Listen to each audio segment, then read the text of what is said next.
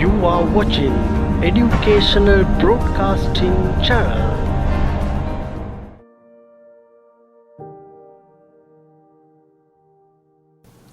අයිබෝන් සුබ දවසක් දෙපිටේ අන්න සම්පූර්ණ පරිදි අපි නැවතත් අපේ ජ්‍යාමිතීය පාඩමත් අරගෙන ඔබ අතරට ආවා. ඉතින් අපේ ජ්‍යාමිතීය පාඩම යටතේ මේ වෙනකොට ප්‍රමේය කිහිපයක් ඉගෙනගෙන තියෙනවා. ඉතින් අපි අද දවසේ තවත් අලුත් ප්‍රමේයයක් ඉගෙන ගන්නයි සූදානම් වෙන්නේ.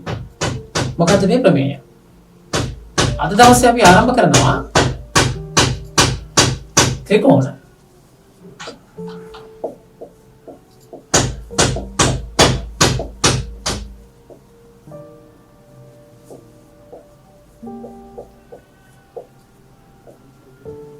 ත්‍රිකෝණයක කෝණ. ත්‍රිකෝණයක කෝණ අපි සාමාන්‍යයෙන් 9 ශ්‍රේණිය මට්ටමේ ඉඳලා මේ පාඩම පටන් ගන්නෙ. නමුත් ඔබ 9 ශ්‍රේණියට කලින් ඉඳලා මේ ත්‍රිකෝණයක කෝණ සම්බන්ධයෙන් ඉගෙනගෙන තියෙනවා. විශේෂයෙන්ම 8 ශ්‍රේණියේදී බහුවස්ත්‍ර පාඩම යටතේ ත්‍රිකෝණයක කෝණ ඔබ මීට කලින් හදාලා තියෙනවා. ඒ නිසා අපිට මේක විශාල ගැටලුවක් වෙන්නේ නැහැ. ඔබට හුරු පුරුදු පාඩමක්. ඒ කොහොම වුණත් අපි මේ ත්‍රිකෝණ කියන පාඩමේ මුලින් ඉඳලම අදාළ තොරතුරු අදාළ ජ්‍යාමිතික නියමයන් ඔබ වෙත ගෙන එනවා. ඉතින් ත්‍රිකෝණයක් කියලා කියන පුතේ මෙන්න මේ වගේ නේද? අපි ත්‍රිකෝණයක් දන්නවා.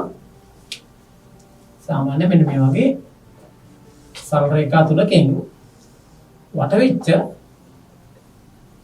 සංවෘත තල රූපයක් අපි කියනවා ත්‍රිකෝණයක් විදියට.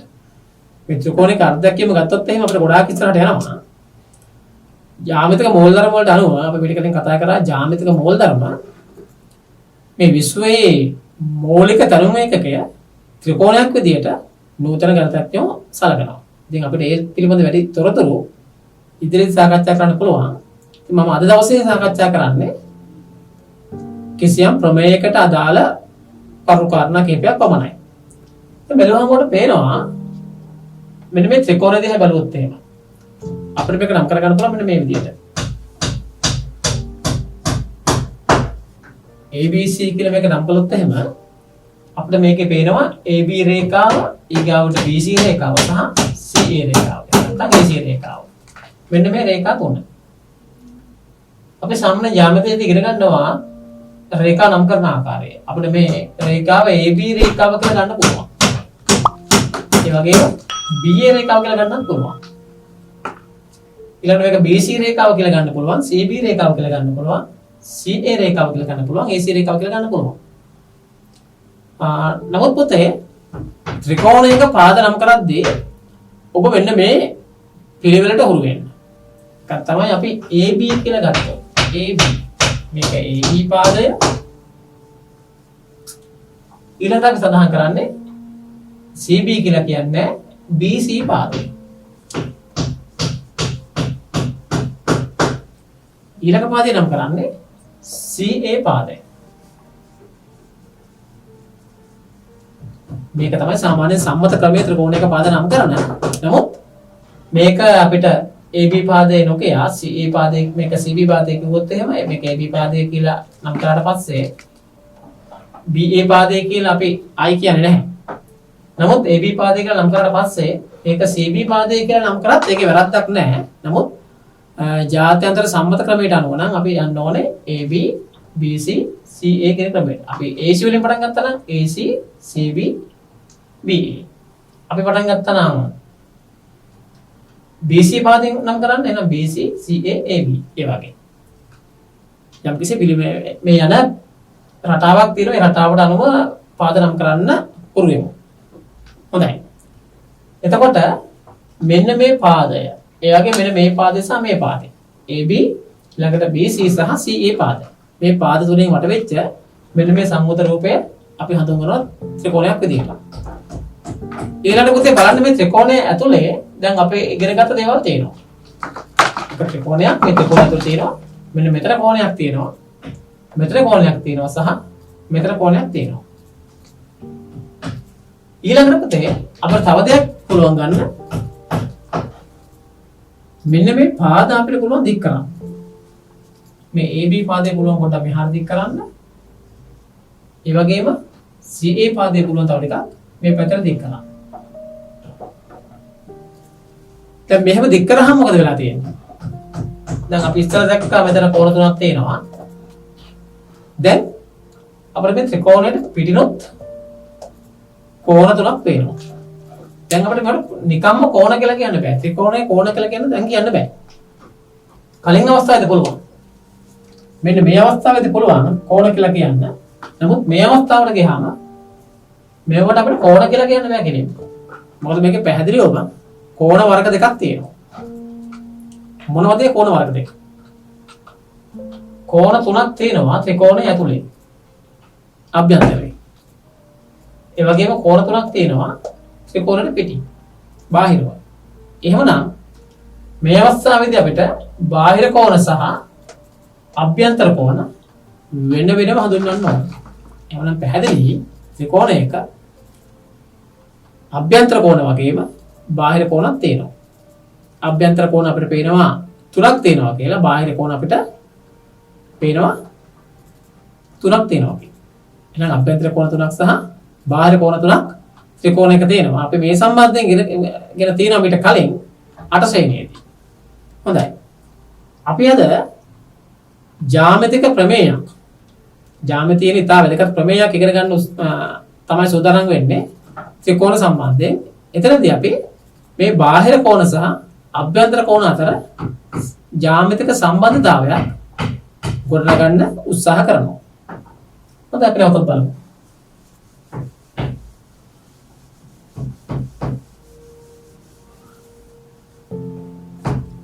අවනවලත් මෙන්න මේ වගේ ත්‍රිකෝණයක් අඳිනවා නිර්මාණය කරනවා අඳිනවා මෙන්න මෙහෙම.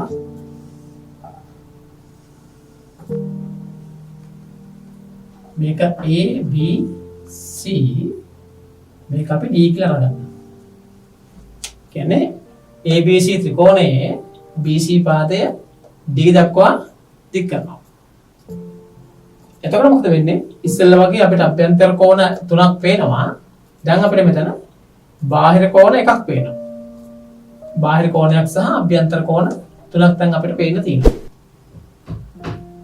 අපිට ජ්‍යාමිතික ප්‍රමේයයක් හමු වෙනවා. ජ්‍යාමිතියේ ප්‍රමේයයක්, වැදගත් ප්‍රමේයයක්. ඒ තමයි ත්‍රිකෝණයක පාදයක් දික් කිරීමෙන් සෑදෙන බාහිර කෝණය අභ්‍යන්තර ප්‍රතිවිරුද්ධ කෝණ දෙක එකතුවට සමානයි කියලා. ඔක අපි පොත්වල තියෙන මෙන්න මෙහෙමයි. ත්‍රිකෝණයක පාදයක් දික් කිරීමෙන් සෑදෙන බාහිර කෝණය අභ්‍යන්තර සම්මුඛ කෝණ දෙකේ ඓක්‍යයට සමාන වෙයි. ඔක තමයි අපේ පොතේ ප්‍රමේයක් විදිහට තියෙන්නේ. මම මේක ලියන්න මේ විදිහට. ත්‍රිකෝණයක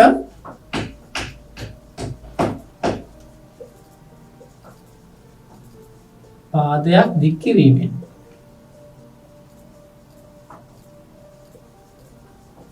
සෑදෙන බාහිර කෝණය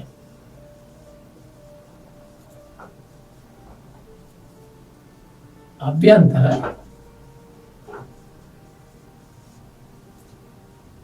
සම්මුඛ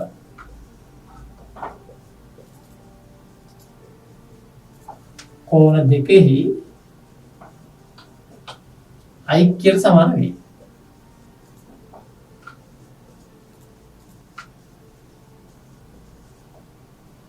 මේක ප්‍රමේයයක්.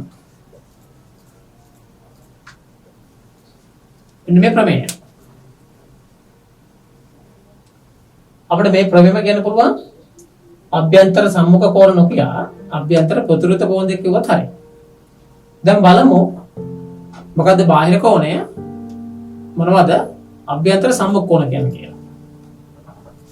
දැන් මේ කෝණය මෙන්න මේ ත්‍රිකෝණයේ හැටියට බාහිර කෝණය වෙන්නේ මෙන්න මේ කෝණය. ඒ කියන්නේ අපිට කියන්න පුළුවන් DCE කෝණය නැත්නම් ACD කෝණය. මේක තමයි බාහිර කෝණය. එතකොට අභ්‍යන්තර කෝණ අපිට තියෙනවා මෙතන කෝණයක් වෙනවා මෙතන කෝණයක් වෙනවා මෙතන කෝණයක් වෙනවා. එතකොට මේකට සම්බන්ධ කෝණ දෙක මොකක්ද? පැහැදිලිවම කියනවා ත්‍රිකෝණයක පාදයක් දික් කිරීමෙන් සෑදෙන බාහිර කෝණය අභ්‍යන්තර සම්මුඛ කෝණ දෙකෙහි ඓක්‍යයට සමාන වේ. ඒ කියන්නේ මේකට සම්මුඛ කෝණ දෙක. මේ කෝණය ගන්න බෑ. අභ්‍යන්තර සම්මුඛ කෝණ දෙක ඇත්ත වෙන මේ කෝණ දෙක. නැත්නම් අභ්‍යන්තර ප්‍රතිවිරුද්ධ කෝණ දෙක. ඒ කියන්නේ බාහිර කෝණයත් එක්කම තියෙන බද්ධ කෝණය නෙවෙයි ඉතුරු කෝණ දෙක. පැහැදිලිද? අපි ඒ වගේ මෙහෙන් ගත්තොත් බාහිර කෝණය මේ පැත්තට ගත්තොත් මෙන්න මේ කෝණ දෙක. මෙතන බාහිර කෝණ කරගත්තොත් එහෙම මෙන්න මේ කෝණ දෙක. එවනම් මෙන්න මේ කෝණය සමාන වෙනවා පැහැදිලිවම මෙන්න මේ කෝණ දෙකේ එකතුවට. පැහැදිලිද? දැන් බාහිර කෝණය සමානයි මෙන්න මේ කෝණ දෙකේ එකතුව. මේ කෝණය සමානයි මේ කෝණ දෙකේ එකතුව. ඕක තමයි මේ ප්‍රමේය කියන්නේ. අපි ඉස්සෙල්ලා ප්‍රමේය තේරුම් ගන්න ඕන. ප්‍රමේයෙන් අපිට ඉදිරිපත් කරන සම්බන්ධතාවය අපි අවබෝධ කරගන්න තියෙන්න ඕනේ. ඊළඟට මේ ප්‍රමේය අපි ඔප්පු කරන්න ඕනේ. අපි මේක කලින් ප්‍රමේයක් සාධනය කරන හැටි කළා. පළවෙනි ප්‍රමේය ප්‍රතිමුඛ කෝණ ප්‍රමේය සාධනය කරන ආකාරය අපි විධිමත් සාධනයකින් ඔබට ඉදිරිපත් කළා. ඒ වගේ අපිට මෙන්න මේ ප්‍රමේයත් සාධනය කරන්න පුළුවන්. අපි මේ දක්වා ඉගෙන ගත්ත අපි ජ්‍යාමිතිය සිද්ධාන්ත කීපයක් ඉගෙන ගත්ත අන්නේ ජ්‍යාමිතික සිද්ධාන්ත වලින් අපිට පුළුවන් මේ ප්‍රමේය සාධනය කරන්න. දැන් අපි ඊළඟ පියවර වෙන්නේ මෙන්න මේ ප්‍රමේය සාධනය කිරීම. එහෙනම් අපි මෙන්න මේ ප්‍රමේය සාධනය කරමු.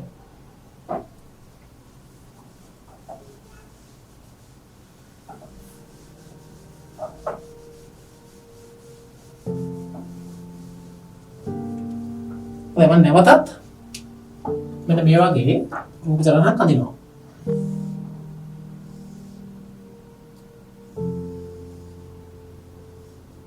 ABC ත්‍රිකෝණයේ BC පාදය D දක්වා දික් කරනවා. දික් කරලා තියෙනවා. එතකොට අපිට මෙන්න මේ කෝණය සහ මේ කෝණය සමාන වෙන්න ඕනේ මෙන්න මේ කෝණයට. එහෙම නේද? අපි ඒක පෙන්වන්න ඕනේ. දැන් අපි ගත්තොත් එහෙම අපිට මේකේ ලැබෙනවා තොරතුරක්. தත්ත්වය කියලා අපි ඉගෙන ගත්තේ නේද? අපි දත්තේ විදිහට ගන්න මෙතන ABC ත්‍රිකෝණය තියෙනවා. ඒ ත්‍රිකෝණයේ BC පාදය D දක්වා දික් කරලා තියෙනවා. මෙච්චරයි අපිට දීලා තියෙන්නේ. මෙච්චරයි. දැන් දත්තේ පැහැදිලි මොකක්ද දත්තේ? ABC ත්‍රිකෝණයේ BC පාදය D තෙක් දික් කර ඇත. අපි දත්තරයක ලියමු. ABC ත්‍රිකෝණයේ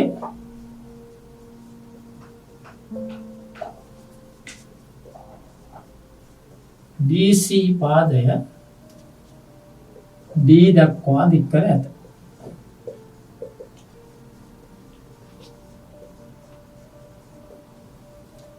ඊළඟට අපි මේකේ ප්‍රමේය සාධනය කරන්න ඕනේ. ප්‍රමේයෙන් දක්වන ගාණිතමය සිද්ධාන්ත අපි සාධනය කරලා පෙන්නන්න ඕනේ. අන්න ඒක තමයි සාධනය කරන්න ඕනේ. අපි ඒකට කියනවා සාධනය කළ යුත්තේ. මම කෙටියෙන් ලියනවා මෙන්න මෙහෙම. සාධනය කළ යුත්තේ. සාකයු. දැන් අපි ප්‍රමේය ගල්ප ගන්න ඕනේ මේ රූප සටහන තියෙන තොරතුරුත් එක්කලා. ප්‍රමේය ජ්‍යාමිතික සම්බන්ධතාවයකින් පෙන්නන්න ඕනේ. මොකද පෙන්නන්න ඕනේ? බාහිර කෝණය සමානයි අභ්‍යන්තර ප්‍රතිවිරුද්ධ කෝණ දෙක එකතුව. මේ කෝණය සමාන වෙනවා මෙන්න මේ කෝණ දෙක එකතුව. එහෙනම් මේ කෝණය මොකද්ද? අපි කියනවා ACD කෝණය කියලා. ACD කෝණය සමානයි මේ කෝණය සහ මේ කෝණය. මේ කෝණය අපි ගමු BAC කෝණය කියලා. BAC කෝණය. මේ කෝණය ගමු ABC කෝණය කියලා.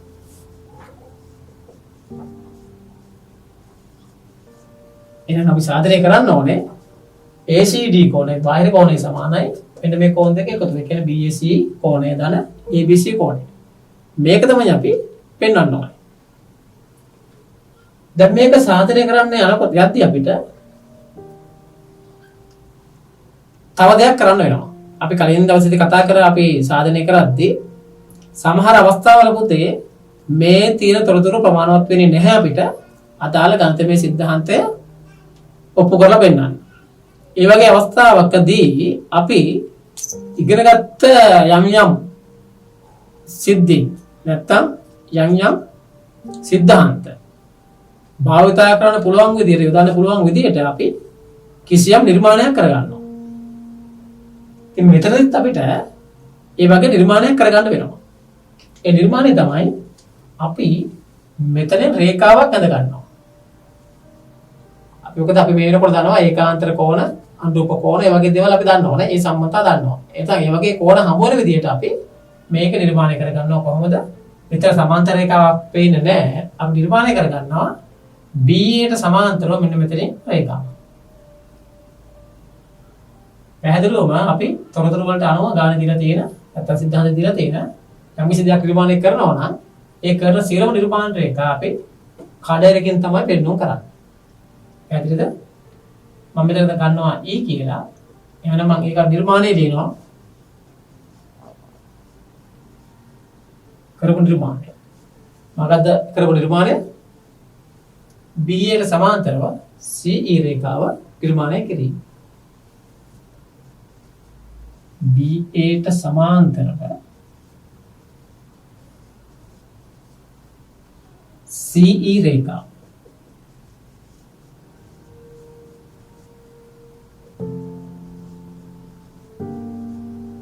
නිර්මාණය. මේක තමයි අපි කරපු නිර්මාණය. ඒ නිර්මාණයත් එක්කලා අපිට දැන් පැහැදිලිව මෙතන කෝණ දෙකක් ඇවිල්ලා තියෙනවා. ඒ කියන්නේ බාහිර කෝණය දෙකට වෙන් වෙලා තියෙනවා. කෝණ දෙකක් විදියට වෙන් වෙලා තියෙනවා. මේ කෝණ දෙක අපිට එකක් විදිහට ගන්න පුළුවන්. ඒ බාහිර කෝණය එහෙම නැත්නම් බාහිර කෝණේ කොටස් දෙකක් විදිහට මේ කෝණ දෙක අර ගන්න පුළුවන්, සලකන්න පුළුවන්. දැන් යමු සාධනයට.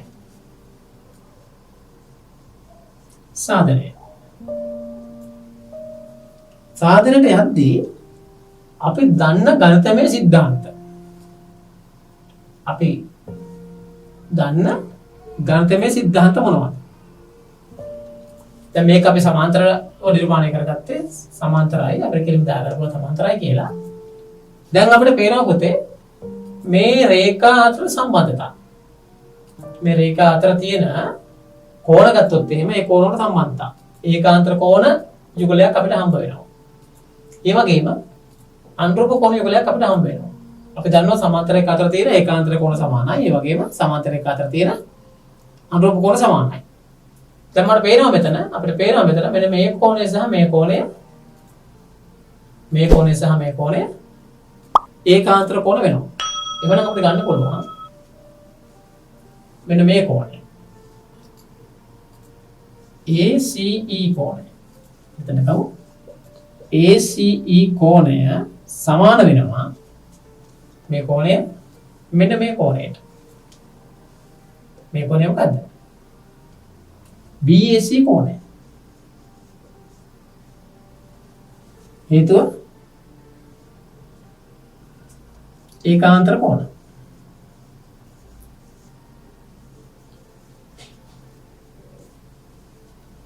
ඊළඟට අපිට පේනවා මෙන්න මේ කෝණය. මේ කෝණය කියලා කියන්නේ DCE කෝණය. මේක සමාන වෙනවා. මෙන්න මේ කෝණය සමාන වෙනවා මෙන්න මේ කෝණයට. හේතුව මොකද්ද? මේ කෝණ දෙකම අනුරූප කෝණ. අපි එකට ලියමු බලන්න. ඒගොල්ලෝ DCE කෝණය. DCE කෝණය සමාන වෙනවා මෙන්න මේ කෝණයට. ඒ කියන්නේ ABC කෝණයට. හේතුව අනුරූප කෝණ.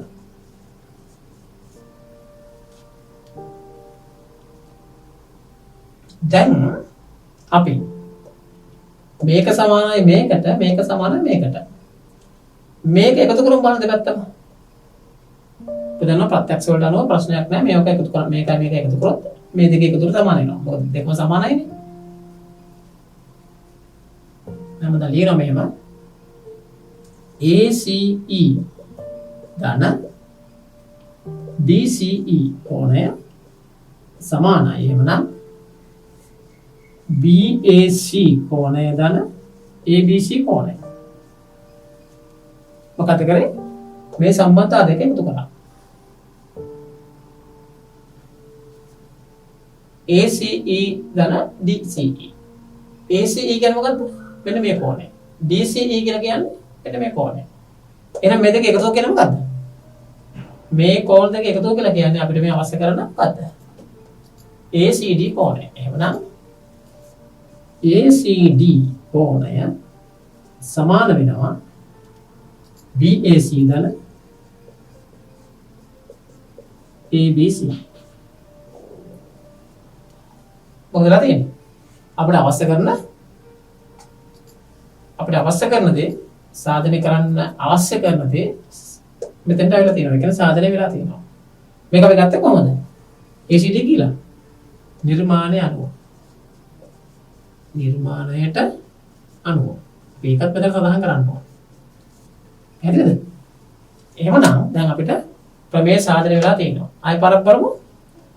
ප්‍රමේය තමයි ත්‍රිකෝණයක පාදයක් දික් කිරීමෙන් සෑදෙන බාහිර කෝණය අභ්‍යන්තර සම්මුඛ කෝණ දෙකෙහි එකතුවට සමාන වෙයි.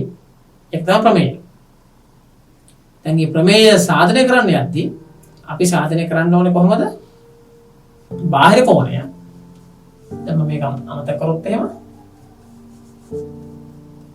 මෙන්න මේ කෝණය. මෙන්න මේ කෝණය සමාන වෙන්න ඕනේ මේ කෝණ දෙක එකතු වෙනවා. එතකොට අපි මේක දික් කරගත්තොත් මේ පැත්තට එහෙනම් මේ කෝණය සමාන වෙන්න ඕනේ මෙන්න මේ කෝණ දෙකට. ඒ වගේ. මනම් මේ කෝණය සමාන වෙන්න ඕනේ මෙන්න මේ කෝණ දෙක එකතුවට. ඉතින් අපි මේ දේ කරන්න පොන්චි නිර්මාණයක් කරගත්තා. මොකද අපි දැන් අවසානට ඉගෙන ගත්තා ඉගෙනගෙන තියෙනවා සමාන්තර රේඛා ආශ්‍රිත කෝණ. ඒ කියන්නේ ඒකාන්තර කෝණ, අනුරූප කෝණ සහ මිත්‍ර කෝණ. එවැනි කෝණ යුගල් එක්කලා එන සම්බන්ධතා ගැන දැන් අපිට හොඳ අවබෝධයක් තියෙනවා.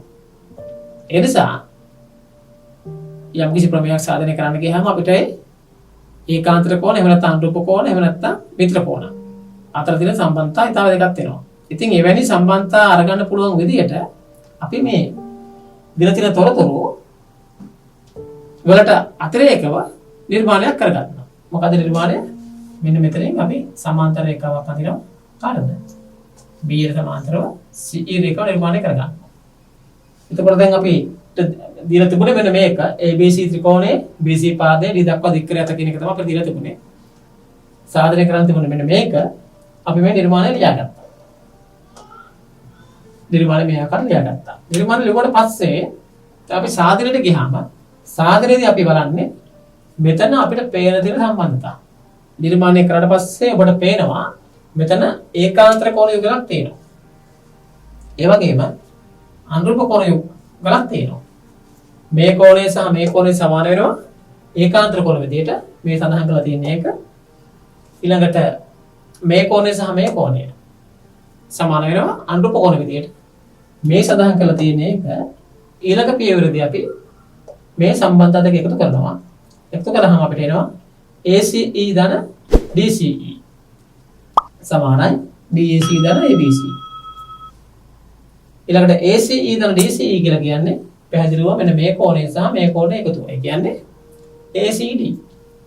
ACD කෝණය. අපි මේ දෙක වෙනකොට ACD කියලා දැම්මා. ඊ එහෙම දැම්මේ නිර්මාණයට අනුව. එහෙම දැම්මම අපිට අදාළ සම්බන්ධතාවය ලැබෙනවා. එහෙමනම් ත්‍රිකෝණයක පාදයක් දික් කිරීමෙන් සෑදෙන බාහිර කෝණය අභ්‍යන්තර සම්මුඛ කෝණ දෙක එකතුවට සමාන වේ කියන ප්‍රමේය අපි මේ ආකාරයට සාධනය කරලා පෙන්නලා තියෙනවා. එවනම් පොතේ නැවත නැවත මේ සාධනය කරන්න. මොකද මේ සාධනය වැදගත් වෙනවා. අපිට හැම ප්‍රමේයයක්ම සාධනය කරන්න අවශ්‍ය වෙන්නේ නැහැ. අපිට තියෙන සිලබස් එකේ තියෙන ප්‍රමේය වලින් ඊටාම සුළු ප්‍රමාණයක් තමයි විභාගයේදී සාධනය අනිවාර්ය වෙන්නේ. ඒ නිසා ඔබ සාධනය කරන ආකාරය දැනගත යුතු ප්‍රමේයක් තමයි මේ ප්‍රමේය. මේ ප්‍රමේය සාධනය කරන ආකාරය හොඳින් බලා ගන්න. නැවත නැවත මේ සාධනය කරන්න. නැවත නැවත ලියාගෙන සමහර විට ඔබට පුළුවන් මේ සංඛ්‍යා වෙනස් කරලා. නැත්නම් මේ බාහිර කෝණය වෙනස් කරලා. මේ බාහිර කෝණය අරගන්න તો මේ පැත්තේ බාහිර කෝණයක් අරගෙන. නැවත නැවත මේ ප්‍රමේයම එක් එක් කෝණයට ආදේශ කරලා. සමහර වෙලාවට ABC D කියලා ගන්න නැතුව XYZ එහෙම නැත්නම් වෙනත් අකුරු තුනක් අරගෙන ත්‍රිකෝණ විවිධාකාර ත්‍රිකෝණ ඇදලා ඔබට හොඳට අත හුරු වෙනකම් මේ ප්‍රමේය සාධනය කරන්න. ඒ විදිහට සාධනය හුරු කරගත්තාම අපිට මේ සාධනය කරනවා කියන එක ප්‍රමේයක් සාධනය කරනවා කියන එක ලොකු දෙයක් වෙන්නේ නැහැ. කියන්නේ ලොකු ගැටලුවක් වෙන්නේ නැහැ. පැහැදිලිද? එහෙමනම් අපි අද දවසේ පාඩම මෙතනින් අවසන් කරනවා. නමුත් අපිට මේ ප්‍රමේයට අදාළව ගැටලු විසඳීම තවදුරටත් ඉදිරියලා තියෙනවා. එවනම් අපි ඊළඟ කොටසේදී මෙම ප්‍රමේයට අදාළ ගැටලු විසඳීම් සිද්ධ කරමු. එමනම් මම අද ගිහින් එන්නම්. අයබෝවන් සුබ දවසක් ඔබට.